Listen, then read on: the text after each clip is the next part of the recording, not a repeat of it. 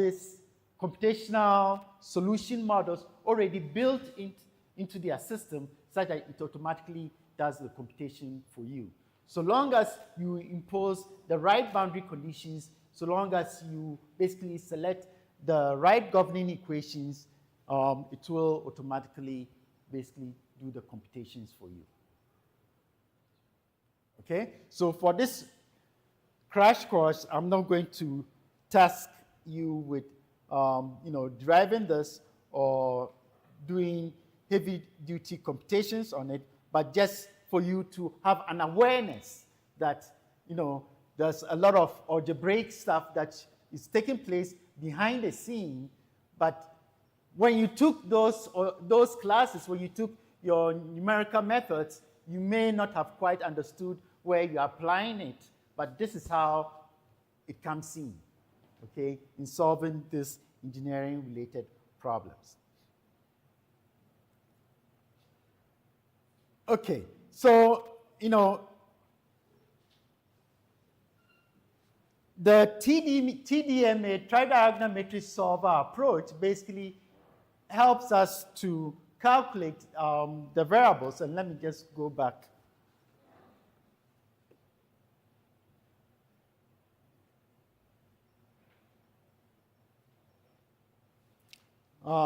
You see that, if you set it up, the equation basically ends up having matrices P and Q.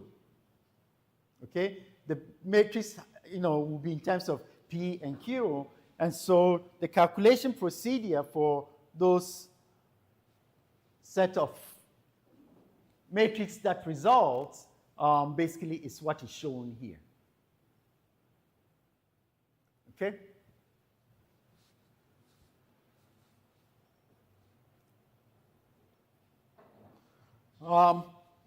Let me conclude this by saying that, of course, the explicit method is easier to set up and program because you are just directly calculating your unknown temperature at the future time step based on known values at the present time step. However, it has stability requirements that that is needed to have a converged solution. Thus, for a given delta x and delta t, it has to have some minimum, some maximum value imposed for stability conditions, okay? Typically, a small value of the delta t can be very good. However, it will take you a long time to get your solution, okay? Because of the small time step. On the other hand, the implicit method is unconditionally stable, so you are at liberty to use large time step so that you can arrive at your solution more quickly. On the other hand, because of the large values of delta t, it leads to large truncation errors, okay, that you will get in your solution.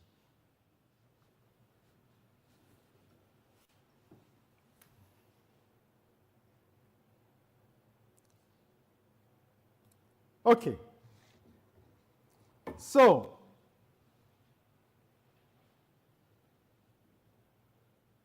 far, I've given you a broad stroke in terms of overview of what we mean by computational fluid dynamics. We've looked at the modeling approach in understanding the fact that in order to do the computational fluid dynamics, you need to know what governing equations to use.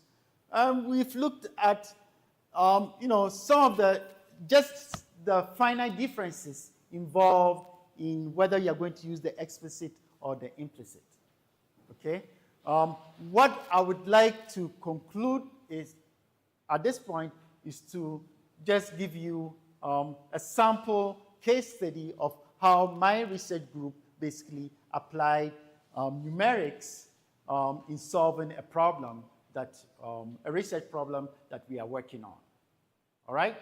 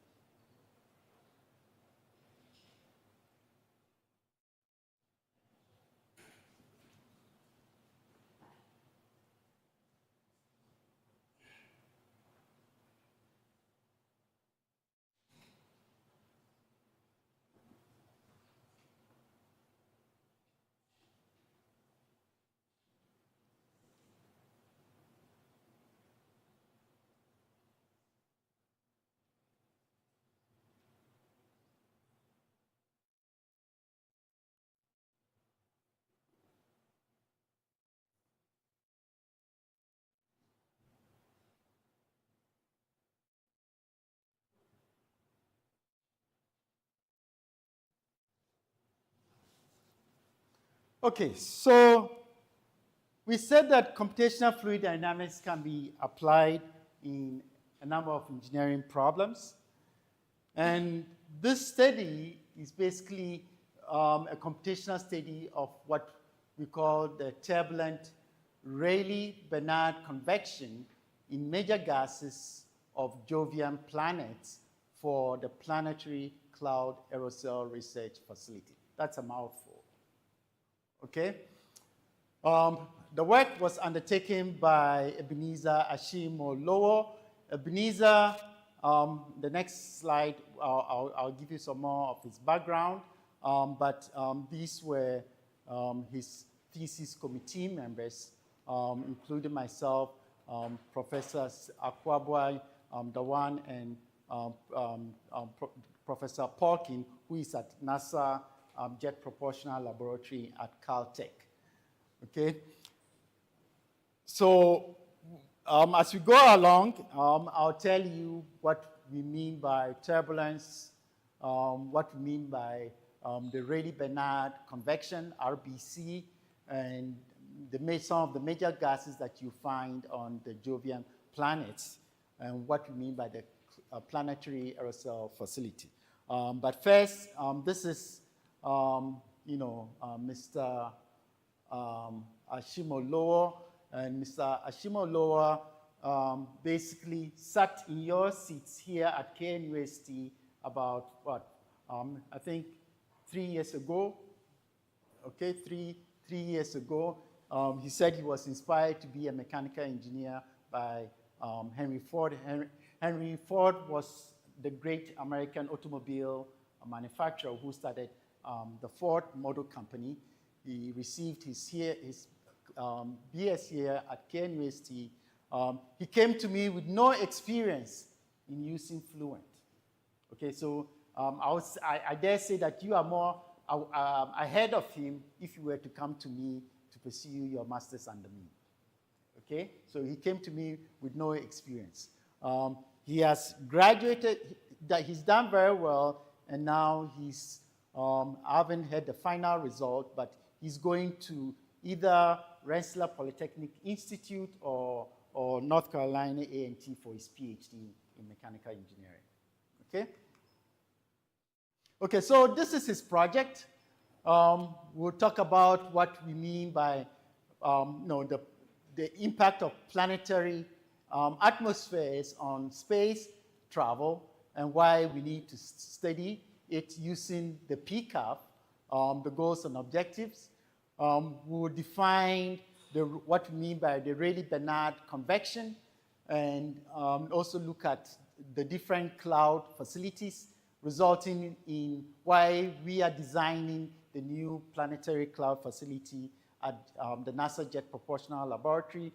And then you see this methodology here, what we talked about in this class, right? We said that to undertake any computational fluid dynamics work, you have to know the geometry, you have to know the boundary conditions, you have to know the governing equations, okay?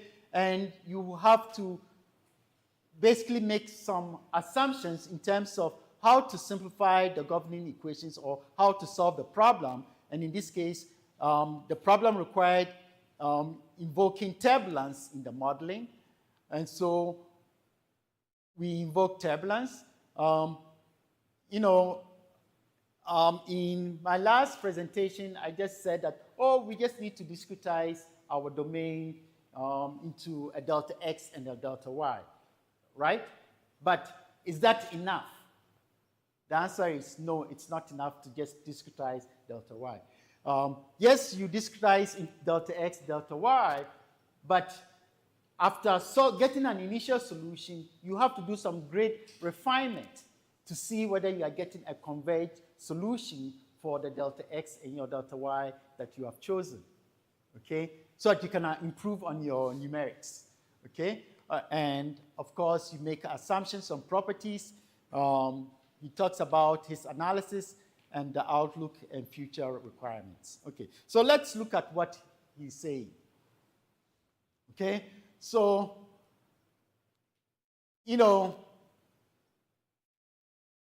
because of space, okay, we've been able to advance our scientific knowledge.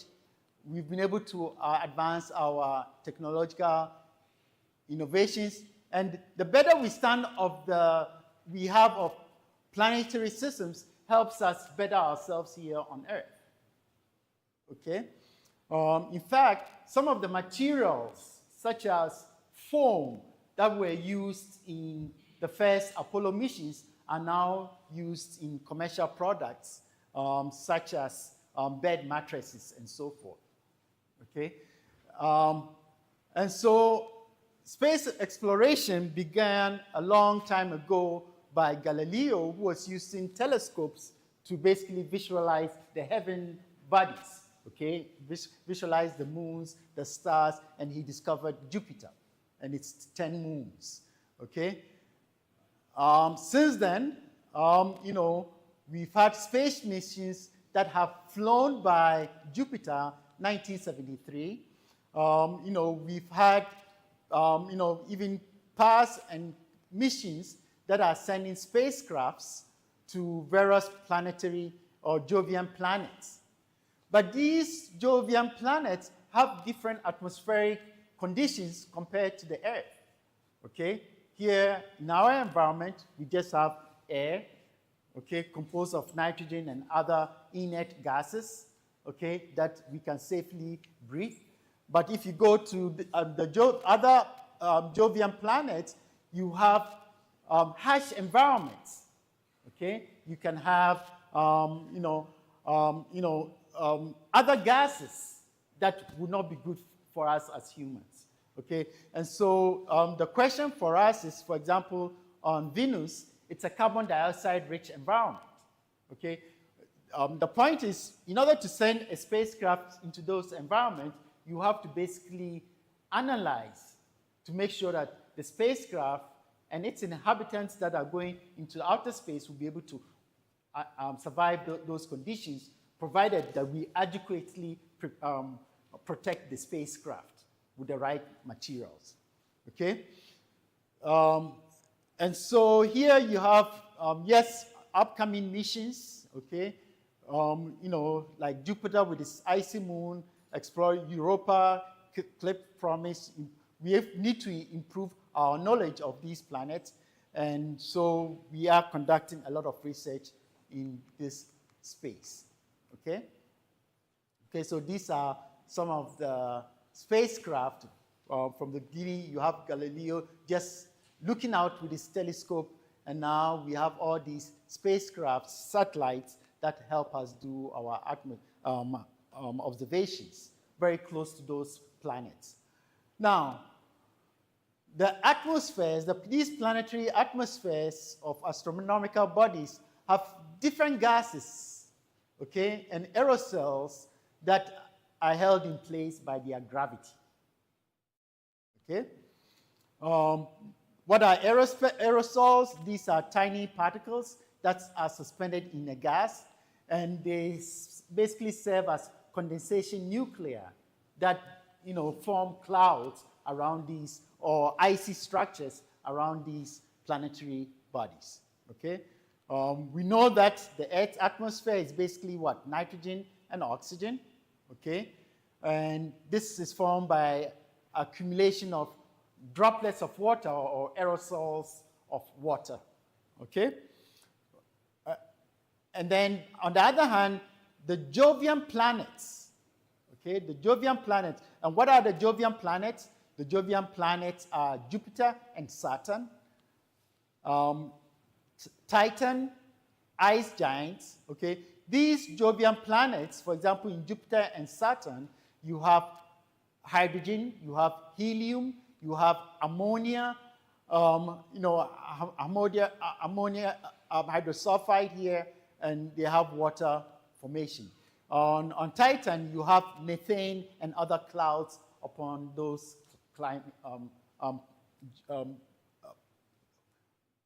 bodies, okay, those planets.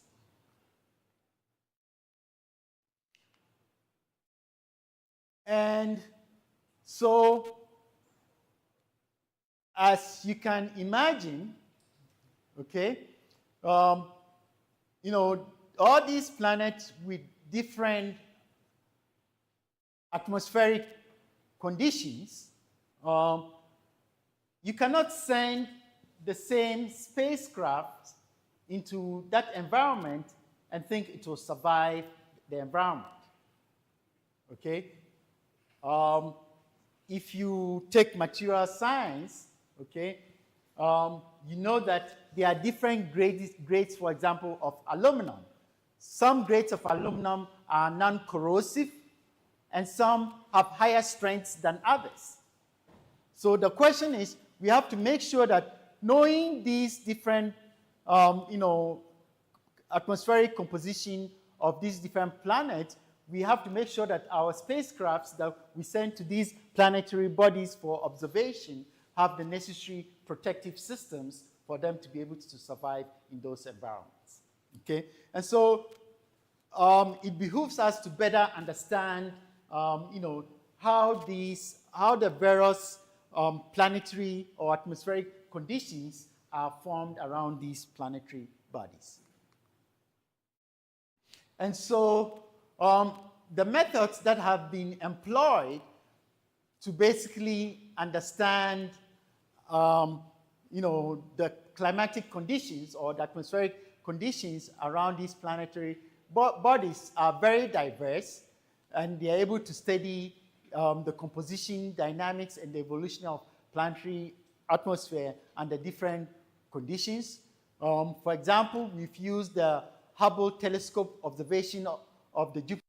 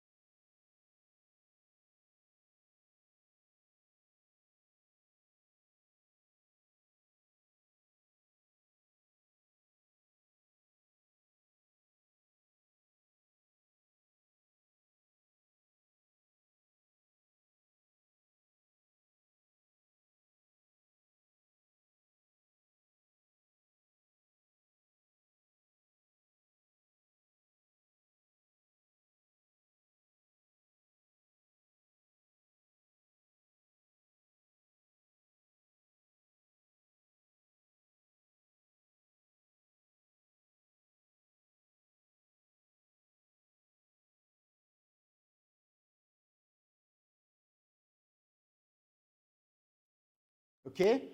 Wide range of atmospheric conditions. Just look at the range of atmospheric conditions that you see.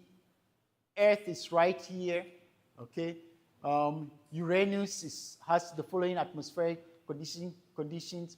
You have Venus, you have Mars, and you have Titan over here, and you have Jupiter way over here. You see, this is the temperature axis, okay? And this is the log of the pressure. Yeah, the log of the pressure in bars, okay? So depending on where you are, for example, on Earth, our atmosphere is, 1 atmosphere, tolerable for us, But if I go on Venus, the atmosphere is 10 times that of Earth. Okay? 10 times that of Earth. So imagine if I'm to send a spacecraft to Venus, then I have to make sure that the structural element can withstand that pressure. Otherwise, it's going to buckle. Okay? So this is the essence of the research that we are conducting.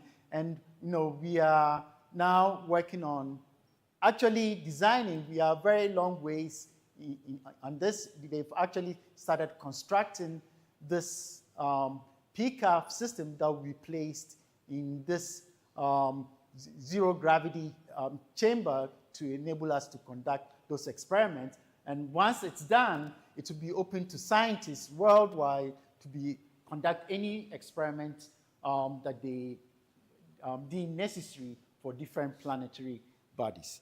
And so this is the unit that my research group is supporting in terms of its design, okay? And so, my student, Ebenezer, basically use computational CFD to analyze, to the simulation of the complex atmospheric process, predicting the cloud dynamics, studying the convective motion, and assessing factors like temperature, composition, velocity, and so forth, okay? Why is that necessary? Well, in order to simulate the different planetary environment, you have to impose various boundary conditions, okay, within the cloud chamber. And so we want to make sure that we design it with the proper heat exchangers, heating systems, and be able to inject different, molecules or gas compositions to simulate or mimic the different planetary bodies. So if it's Jupiter that we are interested in, we should be able to inject helium and be able to analyze within that chamber how the impact of helium in forming clouds in the chamber as a function of temperature and pressure in the chamber. Okay, so what were our goals? Our goals were to conduct computational fluid dynamics analysis based on turbulent Rayleigh-Bernard convection, RBC, that you see going forward for hydrogen and hydrogen-helium mixtures under different atmospheric conditions of the Jovian planets, with the following specific objectives. One, examine the effect of bulk temperature variation on the Rayleigh number, convective density, and key turbulence parameter for hydrogen gas. Remember in the last class period, I indicated that sometimes when we have these governing conservation equations, it's good to put them in non-dimensional form. Okay, so this is a case where we put it into non-dimensional number, Rayleigh number. Okay, that helps us to determine the level of turbulence within the environment. Okay. The second specific objective was to evaluate how the model of the chamber geometry modifications, sidewall thermal conditions, and temperature differences variation affect fluid flow and heat transfer. If we go back to our chamber, we are designing it such that we can reduce the height within the chamber and conduct experiment, say within a third of the chamber, 2/3 of the chamber, or use the full chamber. Okay, so we can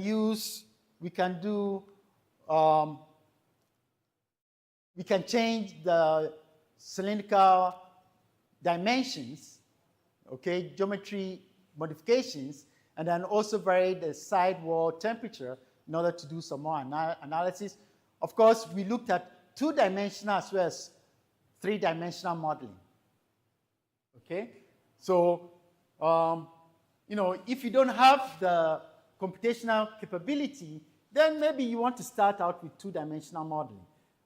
If you are lucky to have the full a lot of computational resources, then I can solve the full three-dimensional problem. And so we looked at that in this problem, okay?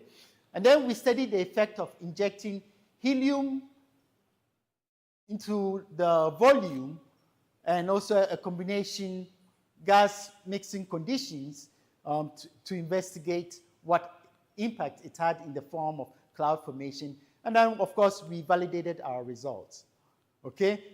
Generally, basically, the overall focus was to generate design insights to guide PCAF experimental setups for simulating cloud and aerosol process in planetary atmospheres. Okay. Are we the first to do this? Why are we doing this? What does the literature inform us as to why we are doing this?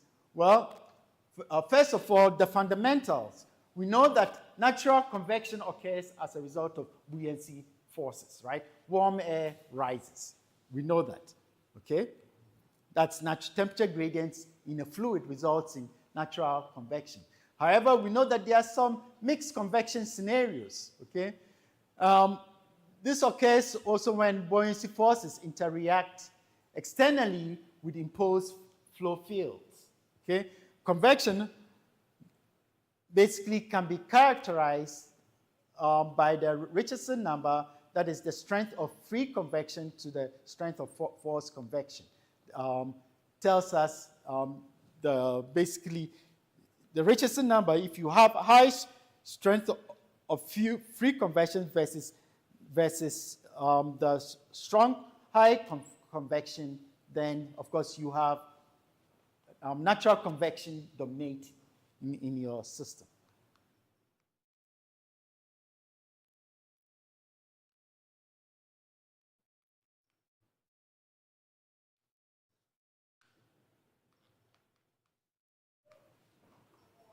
Okay, and this just shows you what is taking place in terms of natural and forced convection. Okay, so what is Rayleigh-Bernard convection? Okay, Rayleigh-Bernard convection basically is a phenomenon that leads to convective cells occurring when you have temperature differences between two surfaces.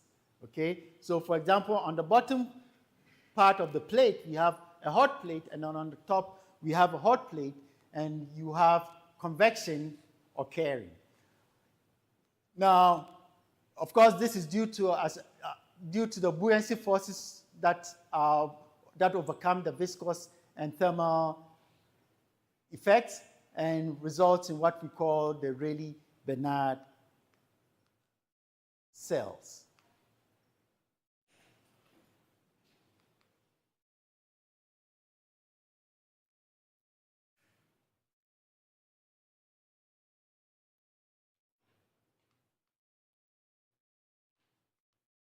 Okay, so there are various classifications of Rayleigh-Bernard convection. Basically, whenever you have your Rayleigh number greater than 1700, basically we can say that you have the inception of the Rayleigh-Bernard cells. Okay, so here you have a two-cell system. Okay, you have a two-cell system.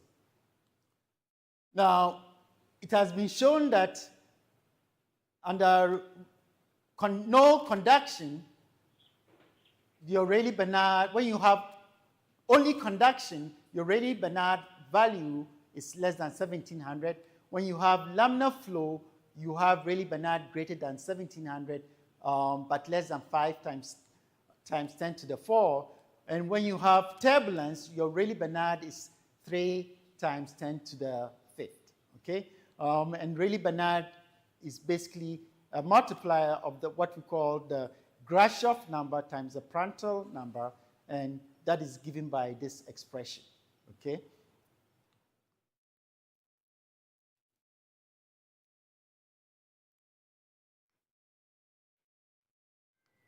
A lot of work has been done in this realm, and so some of the work involved, doing doing computational models that involves varying wall temperature conditions.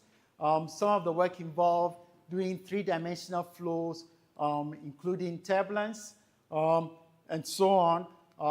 But let me quickly skip all of this. Well, let me quickly point out here, when it comes to planetary bodies, you know, especially planetary bodies that have hydrogen and helium, in our literature search, we didn't find any work that is done in this area. Okay? And so that is further motivation for our work in this space. And then the question is, well, are there any other cloud chambers existing in the world today? Okay. Yes, there is there's a cloud chamber at the University of Michigan Technical University in Houghton in the US. Their cloud chamber is limited in size in terms of its volume. Its volume is 3.1 meter cubed. It's what they call the pi chamber. Okay, it has a diameter of pi and it's 1 meter long, so it's pi chamber.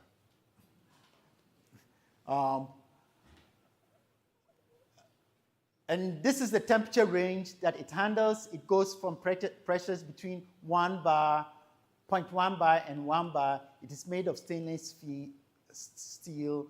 It is insulated with foam glass and so on. It's able to form expansion clouds and really Banach cells, okay? But the fluid is mainly air and water, okay?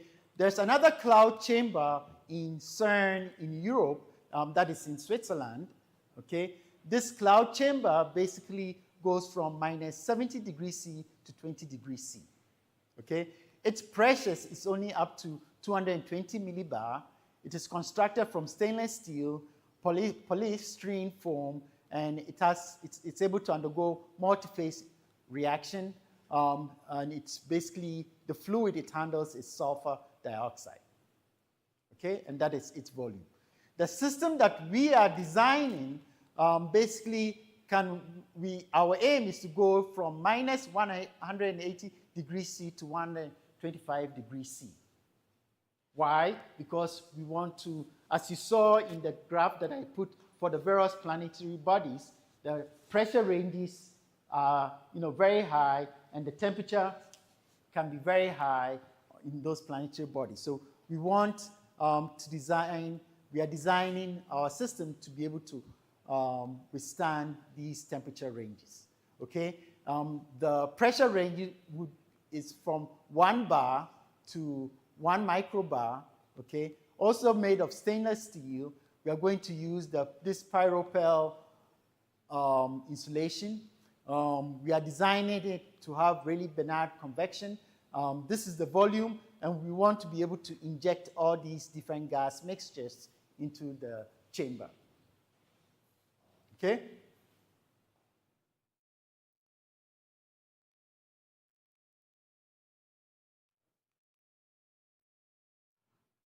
This is just giving you additional information on the Michigan chamber and the CERN cloud chamber that I'm just going to skip, okay?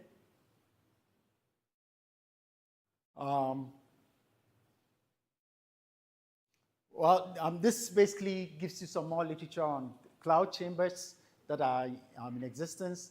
You see that, first of all, you know, the properties change with time within the cloud chamber. In our atmosphere, this is a turbulent, you know, process, and of course you have thermodynamically stable conditions. So this is just saying that, okay, for us to design our cloud chamber, we have to make sure that all these conditions that we've identified here is able to be characterized by our cloud chamber.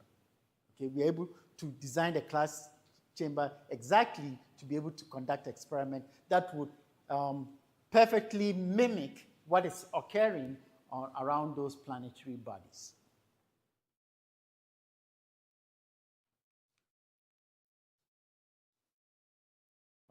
This is just still talking about the gaps.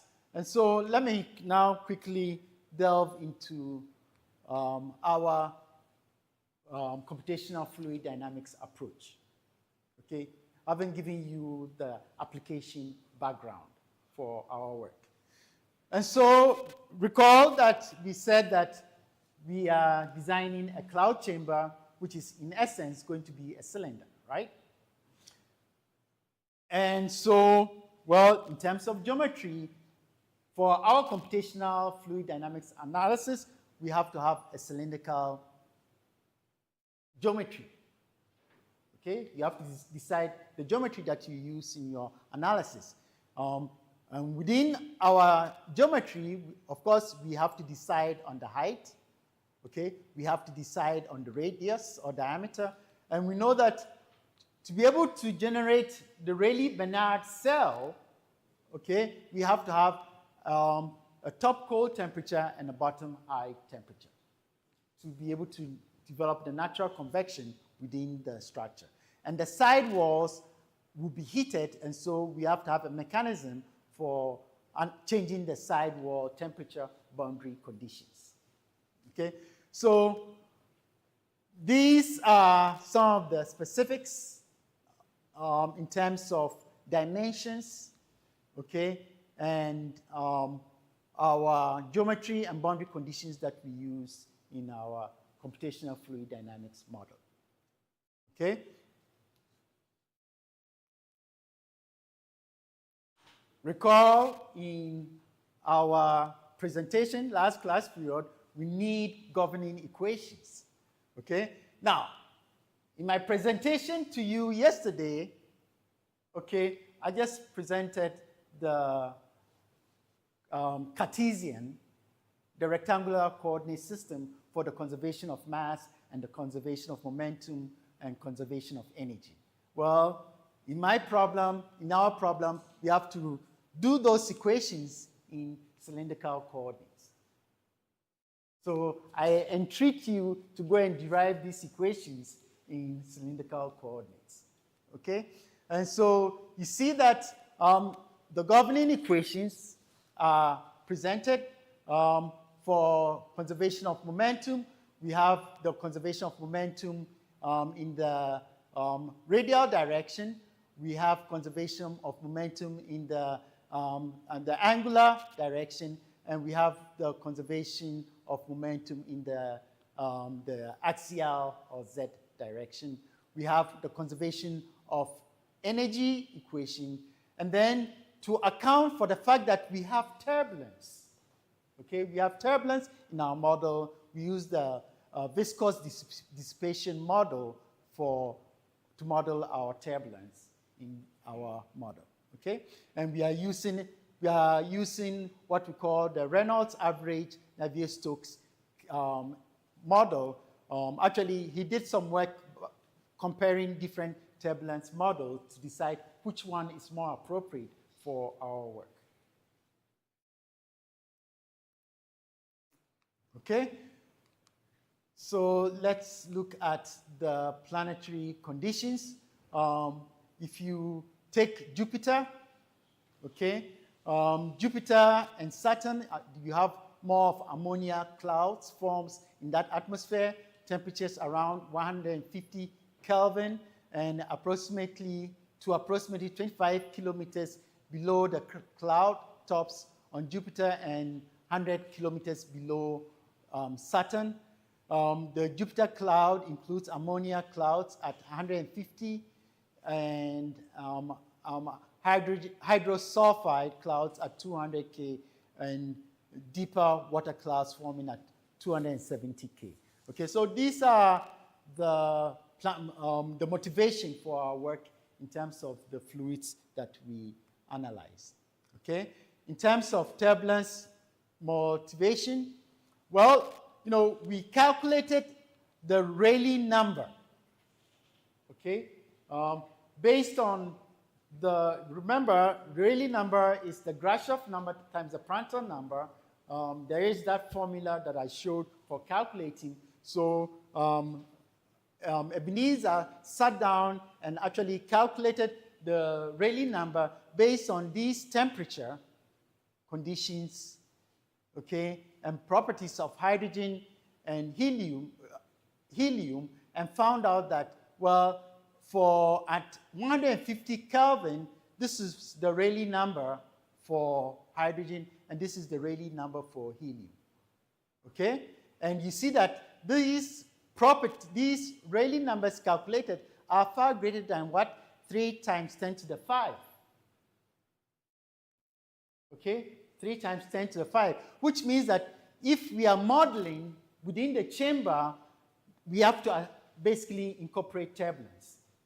If we do not incorporate turbulence, then we are going to get erroneous results. Okay? There's no point to our simulation. Now,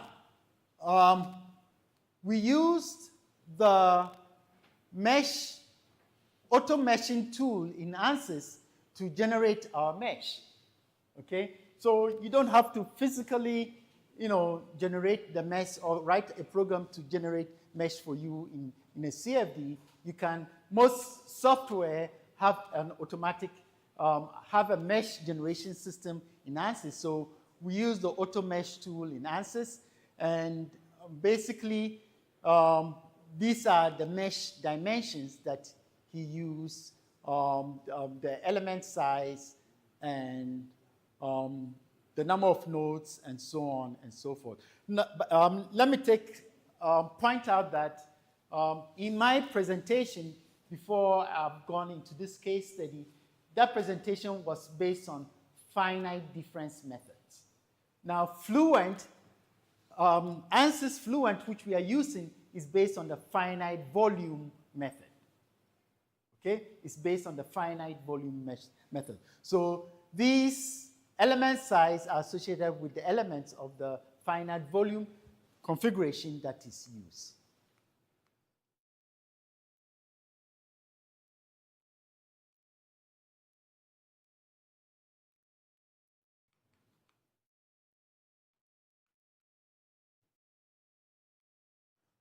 Okay, so here are the different mesh size.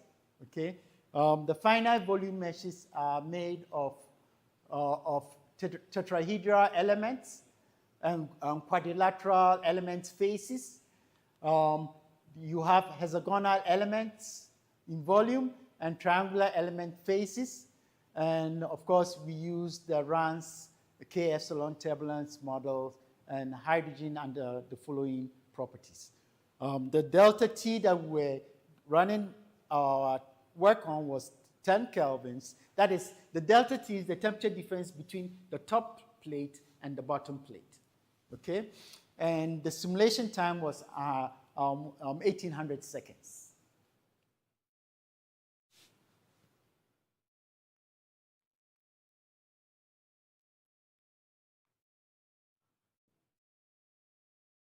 Well, there are various control panels within the software, okay? So in this Fluent settings, of course, we are able to select the type of turbulence model that we want to use.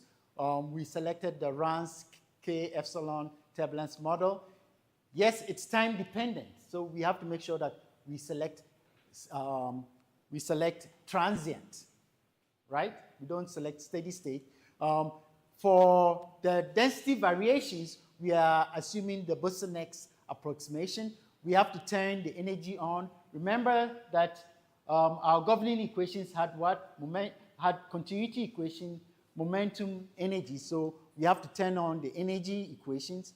The scheme that we are using will be the coupled velocity scheme for transient analysis.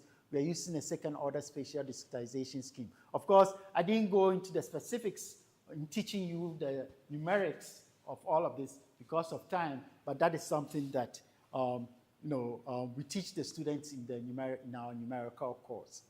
Okay, we make the following assumptions. Of course, we have turbulent fluid, we have transient or steady where applicable. We have 3D, it's an incompressible fluid, and it's a Newtonian fluid.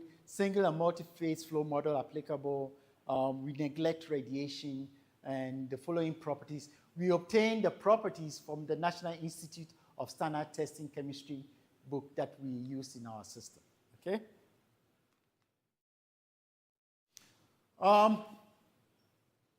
What is a good solution? Okay, remember I said garbage in, garbage out. If you don't choose proper residuals, stabilizing, you end up with some oscillations, okay? You have to choose appropriate meshing and time steps, okay? Your quantities, your key physical quantities oscillation within a given range has to be minimized, and of course, you have to respect your conservation laws in your analysis. And so the time step estimator, we use the following model for our time step estimator, okay? Where G is gravity, beta is the volumetric property, 1/T, that is temperature, and that is characteristic length, okay? And so this is basically what you expect if you don't have stability within your system.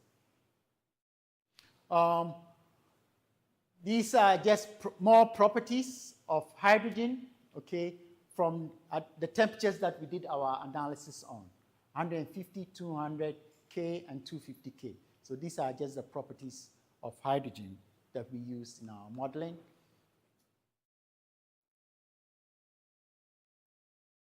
And these are the boundary conditions.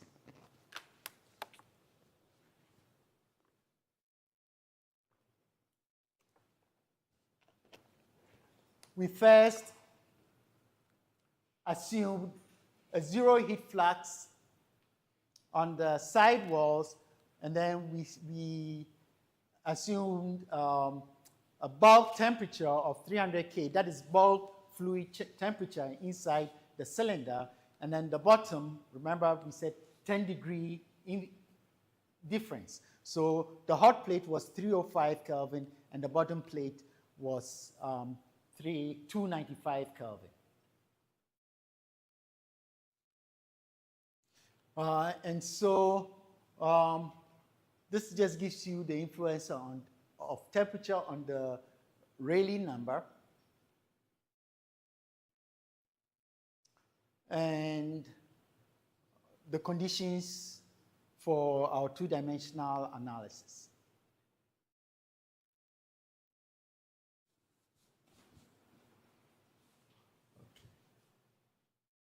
The other thing that we also have to consider was our inlet port position. We were basically advising NASA in the design of the instrument, okay, where should we place our inlet port to the chamber, okay? Because the placement of the inlet port would impact the formation of the cloud microphysics inside the chamber. So that is why we did this analysis for different locations of the inlet port position, okay, into the location, into the chamber. And then the analysis also involved injecting the gas at different velocities, okay, different inlet velocities.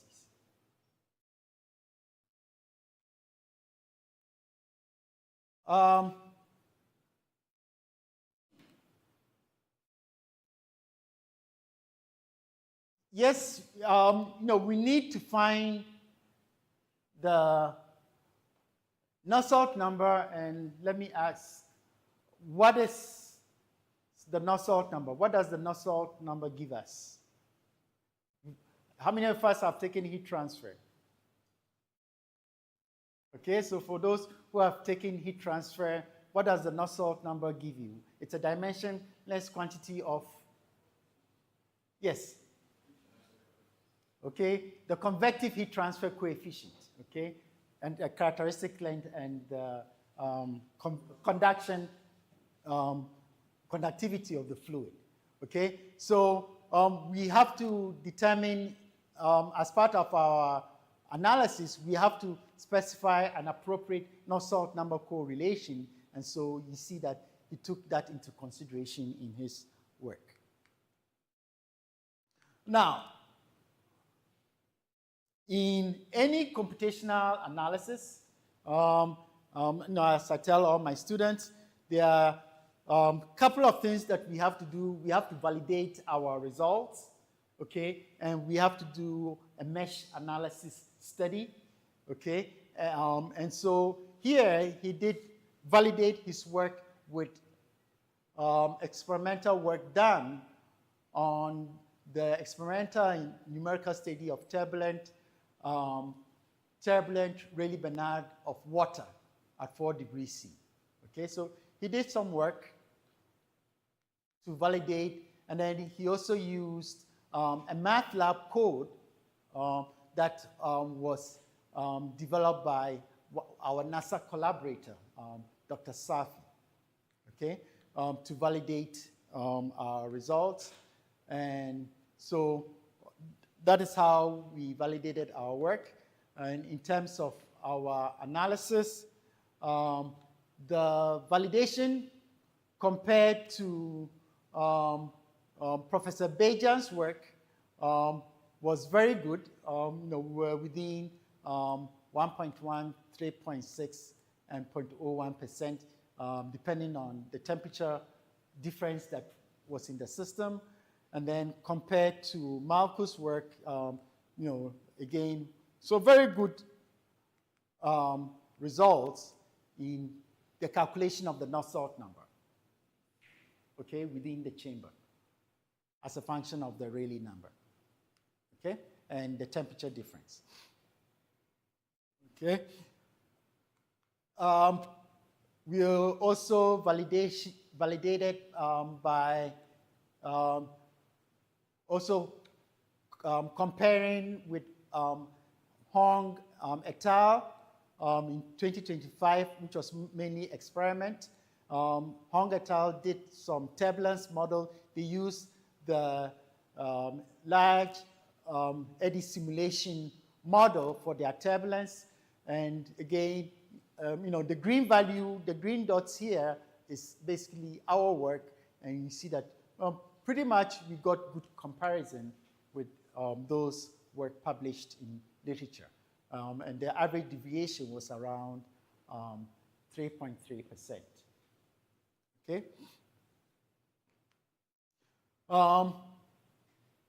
The MATLAB temperature contour, okay, for 2 dimensions, okay, 2-dimensional plot.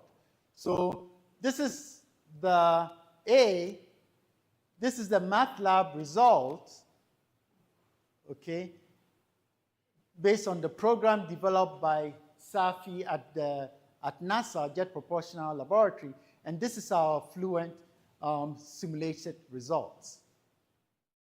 Okay, and if you compare these two, you see that yeah, we have quite good semblance.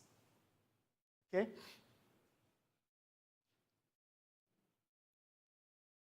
So we know that we have a good program, okay? We know we have a good program. The next step was to do a mesh analysis study. And the mesh analysis study is just to help us in terms of paying attention to computational cost or computational resources. Why use a very fine mesh if a medium mesh will give you similar values, okay? You don't have to use a lot of computational time or computational space.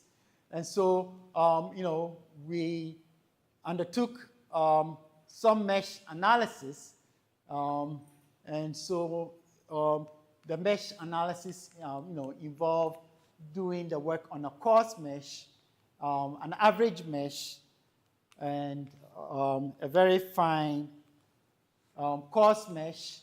In the coarse mesh, vectors are missing around the wall. So we are saying that around the wall, these are the velocity magnitude vectors. Around the wall, we have, missing some of the velocity vectors. But on the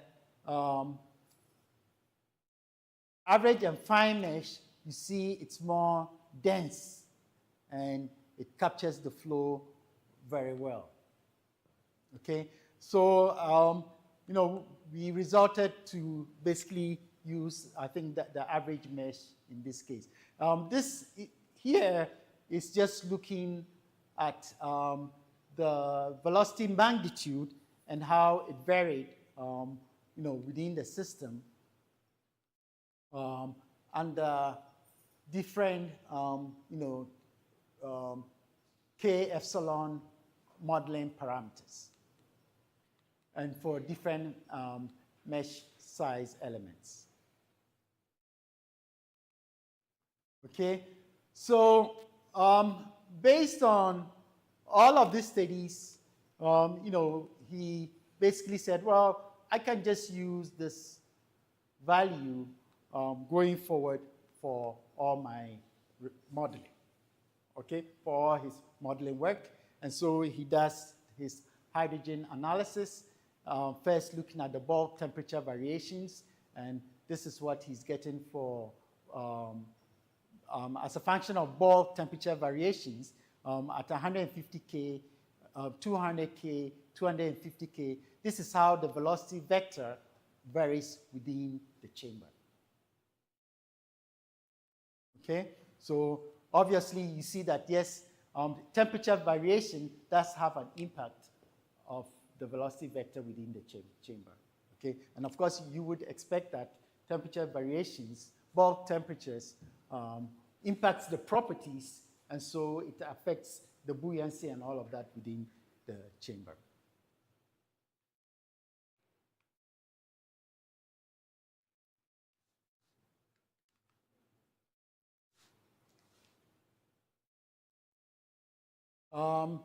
These are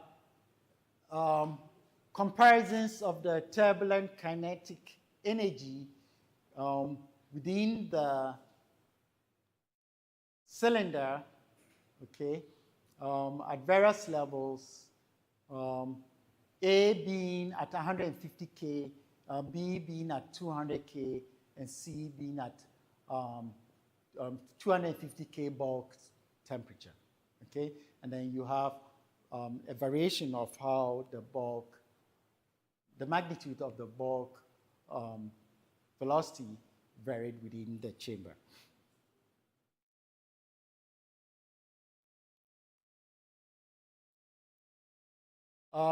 Contours of static temperature for the three different cases.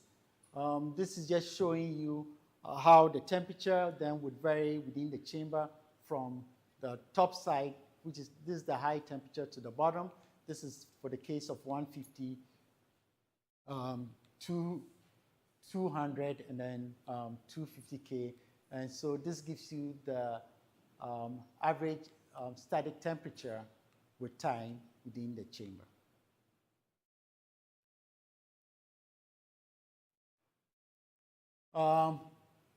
The volume average values for the different bulk temperature are just given in this table, okay? So if you compare it with the Nusselt number of Beijing with present work, again, ours is slightly above Beijing's work, but the trend is the same. Effect of geometry design, that means we are now varying the height within the enclosure. So these velocity magnitude basically shows the variation within the chamber. You have no ports and also with ports within it. The results with no ports are the blue lines, and the results with ports are these orange lines.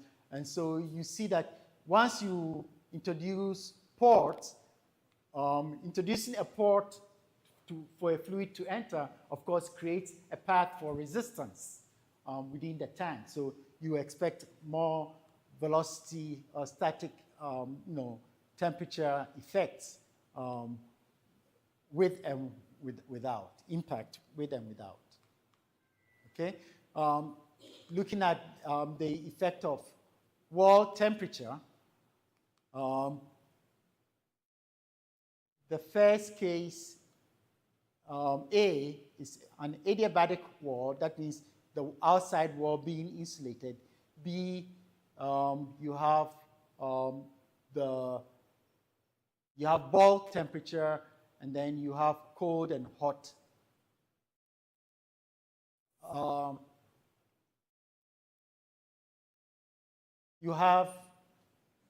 So here, the first case, you have the wall temperature being basically adiabatic, that is insulated, and then you have the wall temperature being kept at the inside temperature value or the bulk temperature value, and then you have a case where you have the outside wall temperature at the cold fluid temperature, and then outside wall temperature at the hot fluid temperature. So it makes sense that if the outside wall temperature is at the wall temperature, then inside the tank you expect to be fully hot, right? Or if the outside wall temperature is cold, then you expect inside temperature to be fully cold. That's why you see the blue.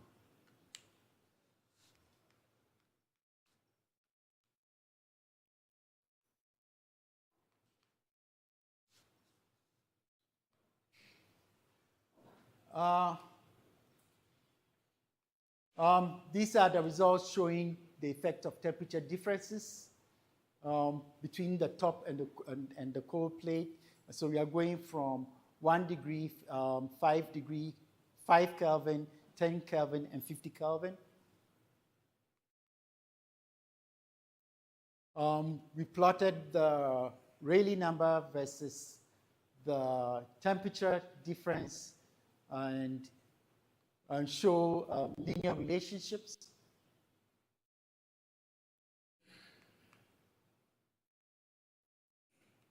Okay, so we're able to get these linear relationships in terms of the temperature difference. So these data now become fundamental published data that are going to be benchmark, okay, for individuals who are going to use the tank or the PCAF cloud chamber to conduct or to design experiments. Okay, remember the whole purpose is for researchers, could be researchers in Europe, researchers in Ghana, to come up and say, okay, I want to analyze the cloud formation environment around Jupiter, which contains mainly what? Helium, ammonia, and so forth. And so I'm going to fix my gas as ammonia, but I know that it's going to be a turbulent environment, and so these are some of the expectations that one would expect. So it helps individuals in designing their experiments that will be ultimately conducted. Our work, of course, has not been validated because we are now constructing the system. Okay, this is only for design purposes. We used it to design the PCAF system. So once it's conducted, we are actually going to conduct experiments, or we will invite experiments from scientists around the world in using the system. Okay, these are more results. This basically shows what contours of the velocity magnitudes for the 3 bulk temperatures.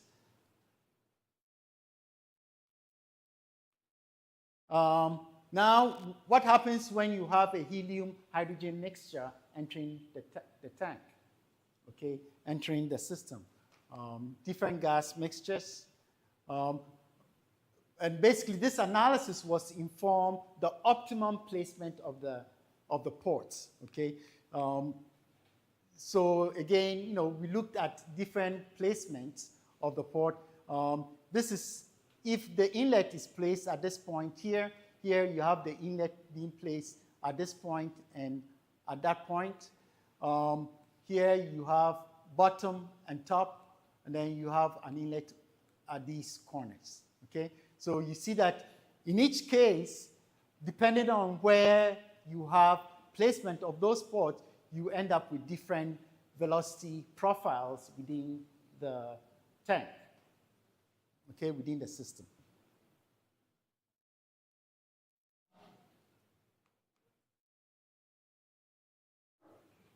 This is just showing more results.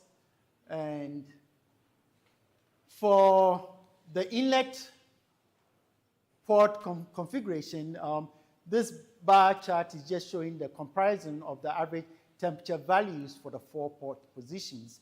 And you see that this is the lowest for the mixed port condition, and comparison for the different gases when you have the 2 different bottom or side input of the ports. Okay, this is just more results of the formation of those Rayleigh-Bénard cells when you have hydrogen only entering from the top, or you have the mixture of hydrogen and helium at the different bulk temperatures. That is the fluid bulk temperatures within the cylinder. Of course, you know, we have a lot of results, okay? I don't want to belabor you with all the results. This is just to show you that, you know, everything that we've talked about for the past 3 days has utility, okay? We saw from the beginning, you know, how, you know, Ebenezer basically started from, okay, based on the system that is going to be designed, I have to, if I want to design an analysis, a computational fluid dynamic analysis, that would inform how the designers are going to tweak, how they are going to come up with heating surfaces for heating the inside of the tank, then I have to come up with the right geometry, okay? In fact, you know, based on the result, we have to slightly change the height. First, we're going to design the tank up to with 3 pi diameters in terms of height. Now, we're going to design it with 9 foot long, okay? But they ended up doing it for 10 feet, okay? Based on some of the analysis of the work that was done. And then, so in terms of the conclusion, our CFD results showed good agreement with the MATLAB code, empirical correlation, and experimental data, as a result confirming the reliability of our simulation approach, okay? The deviations observed were minimal, validating the ANSYS Fluent accurately captures the Rayleigh-Bénard convections behavior across various conditions. Mesh analysis, the 0.05 element size provided the best balance between computational efficiency and accurate, okay, perfectly capturing the turbulence structures. Again, the mesh analysis is just to help you decide, do I use a fine mesh or do I use a coarse mesh or a medium mesh to save you on the computational resources, okay? So that you don't burn out your computer. In terms of bulk temperature variation analysis, the lower bulk temperatures with higher Rayleigh numbers basically enhance the turbulence intensity, velocity magnitudes, and the turbulence kinetic energy indicating stronger convective activity. So if one is to design an experiment, the expectation is that you know, it would be better to use lower bulk temperature if you expect to see more of these Rayleigh-Bénard convective cells form in the chamber, okay? In terms of the vorticity, that is the swirl mixing within the, that increase with higher temperatures, suggesting more coherent but less turbulent flow structures at elevated temperature. Okay.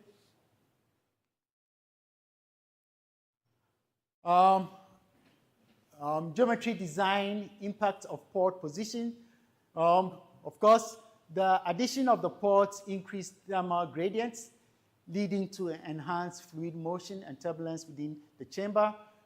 Despite these increased turbulence, temperature distribution remains minimal, demonstrating that effective thermal control in modified geometry can be achieved. Sidewall conductance, they are the impact on the sidewall conductance, and then we also have the influence of the temperature difference, that is the temperature between the top plate and the bottom plate. Well, we've achieved 2D analysis and we have achieved 2D, 3D analysis in our computations. You know, based on the results of the 2D compared to the 3D, okay, the 2D was not quite realistic, okay, compared to the 3D. So it tells us that, you know, going forward, in order to do any analysis, we have to fully focus on doing a three-dimensional computational analysis, okay, looking at the results. Optimum inlet placement, the top, not centered inlet configuration, optimize the velocity distribution and minimize the temperature variation during the gas injection. The helium distribution was more efficient, and so in the final design, basically they are putting the inlet port at the top. Okay, that was our recommendation.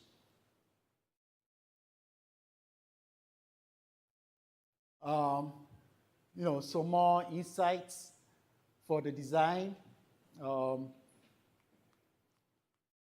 Anyway, as in any research work, okay, any research work, more work can be done, you know, to gain more insight. And so our work did not consider condensation in the chamber. Okay, so yes, now I can task my next student to consider the effects of condensation in the chamber. We did not factor what UDF. UDF stands for a user-defined function. Well, why do you need a user-defined function? Note that in the simulation, the properties were all assumed to be constant. You add more complication if your properties vary with temperature, okay? And you would expect that, yeah, across these planetary bodies, properties would vary with temperature. And so the mechanism for integrating temperature variation requires that you write user-defined functions, okay? So that is more work for the next student that, you know, I will engage on this project. Yes, we need to do work also utilizing different heat exchangers. Why? Recall that in our analysis, we also looked at what happens on the outside wall, whether we keep it adiabatic or we vary the temperature. So, or even the top and the bottom plate, okay? How are you going to control those temperatures? You need heat exchangers in controlling those temperatures, okay? So that is why we need to do heat exchanger analysis.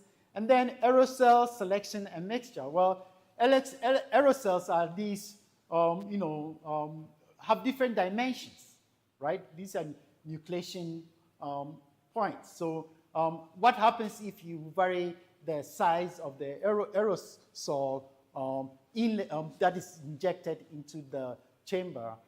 That can also be looked at.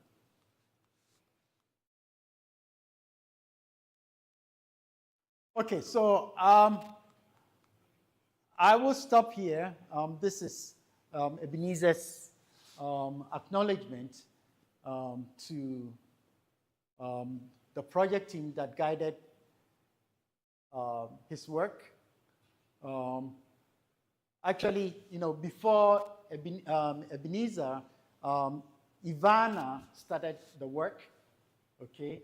Ivana is a student who came to me from Ashasi University. Now, Ivana had more experience using ANSYS when she came, she joined our group, and so she did very well, and she helped teach Ebenezer a lot. That is why he's also acknowledging her in this space. And then, of course, the NASA Jet Proportional team, Dr. Porkin and Dr. Valdano, are our collaborators in this effort. I open it up to any questions or comments. Yes? My first question is, what is the future for planets? One of the things that affects cloud formation is gravity. Yes. How has this been factored in the design? Because we know gravity on Earth is 10 meters per second. Then on Mars and other planets, even some ambitious planets, is very low. So how has this been factored into the design? Okay, so very good question. The effect of gravity. So if you recall from our discussion yesterday, in deriving the governing equation, we said that there is a body force term, okay, that has to be accounted for, okay, or that has to be considered, okay. So in this case, you see that gravity is considered, okay, but depending on orientation, okay, this work was basically assumed to be on the Earth, okay. So in fact, if you look at this, the chamber,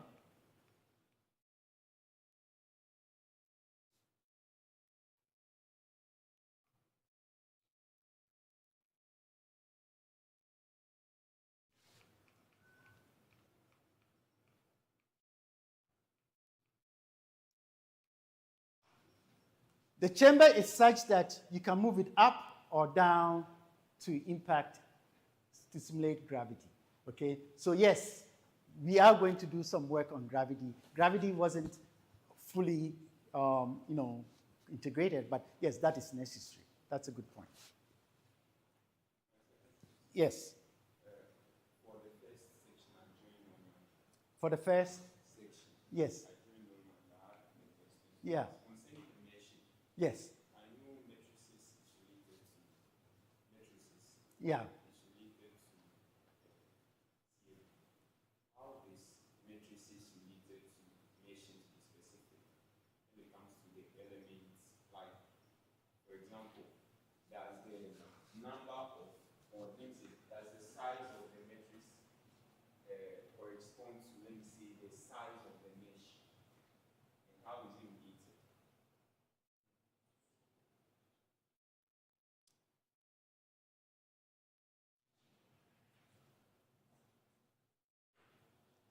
Very good question, okay? The size of the mesh, remember that in the presentation, I indicated that we used coarse mesh, fine mesh, average mesh, and medium mesh. So let us assume, for example, that this is our computational mesh. To get a coarse, average, or fine mesh depends on what you select as your delta x and your delta y, right?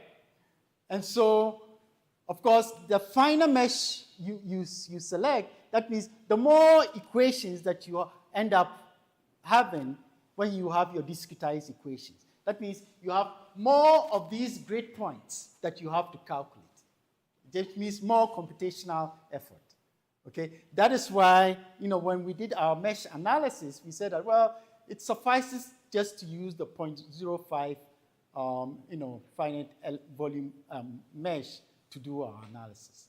Does that address your question? Yes, but let me see, for example, take a fluid Yes. Let me see, you are looking at an F4. Yeah. So let me see, I just want, let me see, an example, like, will it be a three-dimensional matrix, or, and how will it be?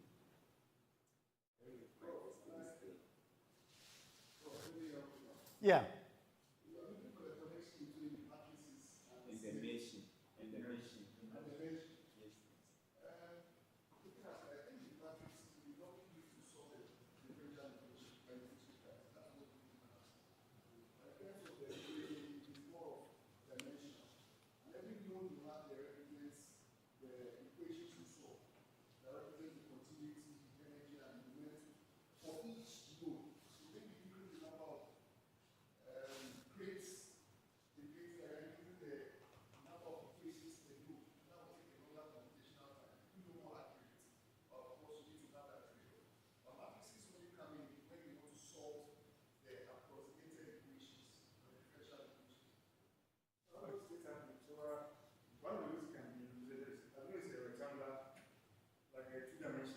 Yes.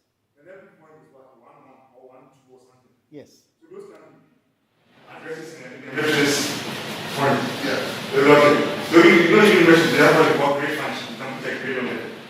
So that every point becomes, so like all those points that we see, they could be 1, 1, 1, 1, 2, 0.8. So they have like, if it's 2 dimensions, they have every point identified by 2 unique points.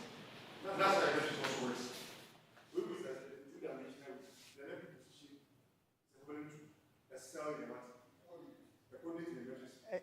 Exactly. So, this matrix ties directly to the grid that you, or the mesh that you basically design. Okay? The coefficients that go into it are the coefficients of the nodal points within the mesh. Thank you. Yes.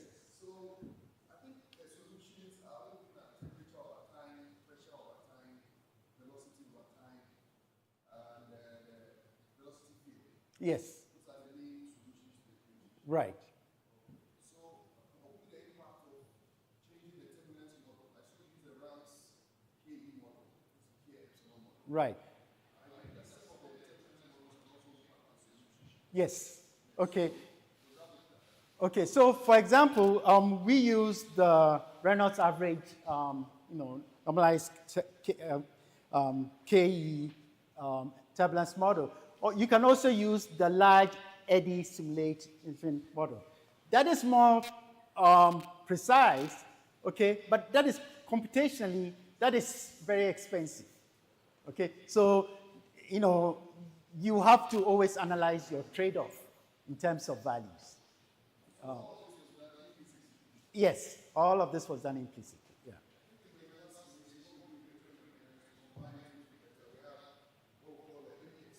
Okay. Okay. Okay. Okay.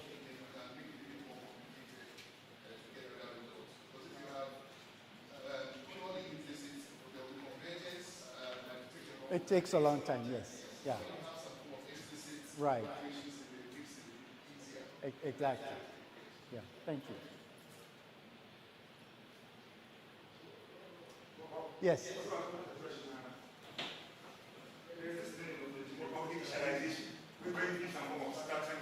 Yeah. Yeah. Mm-hmm. Yes. But what example you were saying now, is it possible to do it first with the explicit? Yes, now. Approximate solution. Yeah. They're, right. There are always numerical tricks that we do, okay? If you are just shooting from the blind, you are going to probably solve and not get convergence, and you be upset with yourself. So an experienced computational fluids person knows some of these tricks where if I'm solving a transient problem, the rule of a thumb is first solve the steady state solution first, okay? And use that as a benchmark to basically input and handle your transient solution.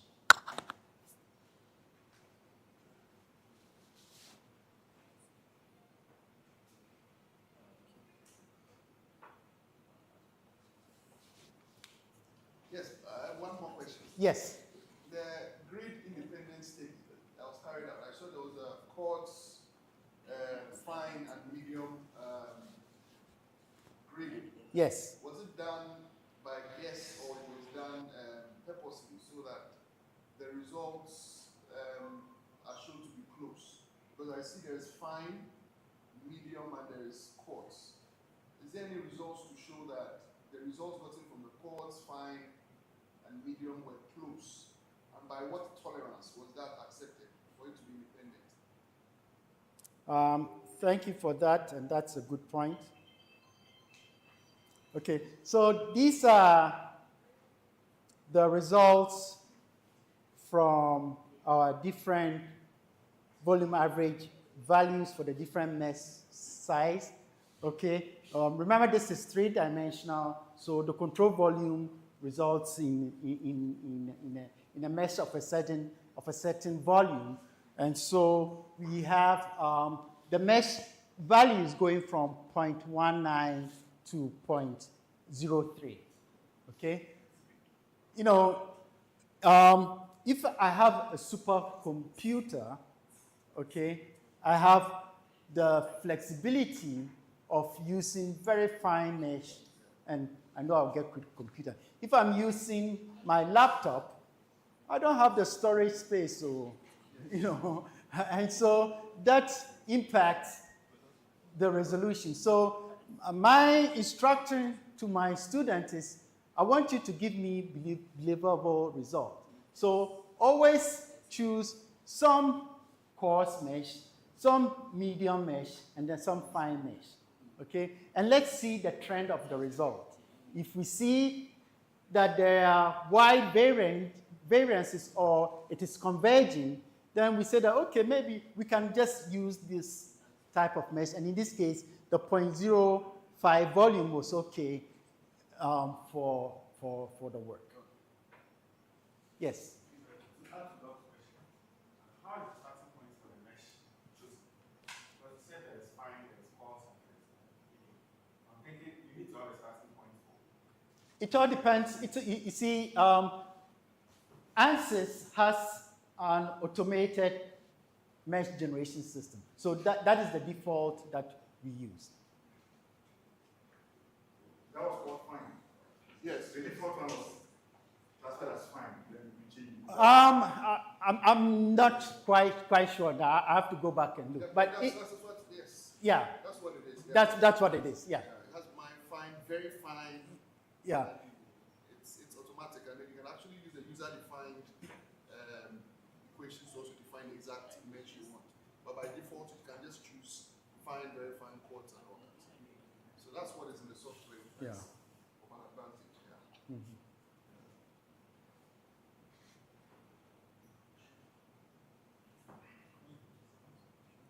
Nice. Any more questions? Well, I'm available for any consulting, in the future. And then I'm always looking for students. I normally, let me say that in the past, when I first started recruiting students from here, I was taking mechanical students only, and I went into taking material science students. I've also taken one chemical engineering student, Bernard Mahoney. I don't know if any of you know him. And then I've taken some aerospace students before, okay? And the work that they invariably do depends on their skill and background and some of the projects that we have, okay?